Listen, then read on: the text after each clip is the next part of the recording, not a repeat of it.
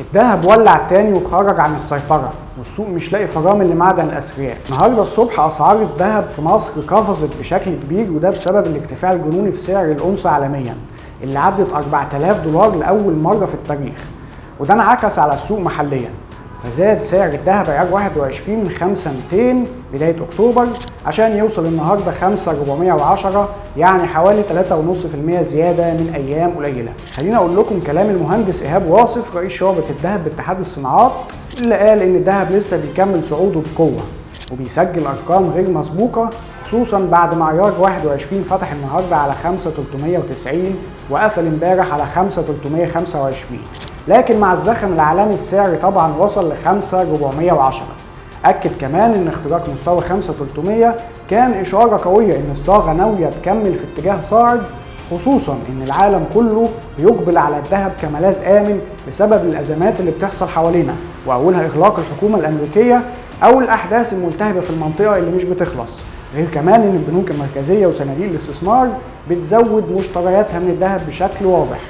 النهارده الأونصة سجلت 4040 دولار، وده أعلى سعر في التاريخ. ده بيخلي السوق المحلي بيتجاهل أي حاجة ممكن تهدي في الأسعار، حتى لو الدولار نزل شوية قدام الجنيه، لأن التأثير الأكبر جاي من بره. أما بخصوص التوقعات الفترة الجاية وخصوصا في سنة 2026، فالمؤسسات العالمية بدأت تعدل توقعاتها، ومنها بنك جولدمان ساكس اللي رفع توقعاته لسعر الأونصة ل 4900 دولار، وده معناه إن الاتجاه العالمي هيكون غالبا طالع، خاصة لو فضلت الظروف الاقتصادية والسياسية على حالها أو زاد التوتر. خليني أقول لك في مصر رغم إن التضخم بدأ يهدى شوية وسجل 11.7% في سبتمبر، لكن ده لسه ما أثرش على سوق الذهب، لأن اللي بيحركه دلوقتي هو السعر العالمي مش الوضع الداخلي.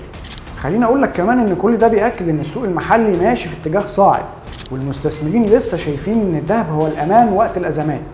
ولو الأونصة العالمية فضلت محافظة على مستوياتها دي أو زادت، يبقى وارد جدا الأسعار في مصر تزيد كمان وتكمل في الصعود خلال الفترة الجاية. الخلاصة واضح إن سوق الذهب ماشي في سكة صعود مش بسيطة، سواء عالميا أو في مصر، ومع التوقعات اللي بتشيل زيادات أكبر في 2026، يعني كل اللي بيشتري أو حتى بيفكر يشتري لازم يكون متابع السوق كويس وياخد قراره بحساب. خليني أقول لك إن الذهب مش بس زينة أو استثمار، ده بقى مؤشر لحالة العالم، وطول ما الأزمات مكملة الأسعار مكملة في السخونة. كمان لازم تتابع حركة السوق وفكر قبل ما تعمل أي خطوة شراء أو بيع، لأن الذهب بقى لعبة الأثرياء.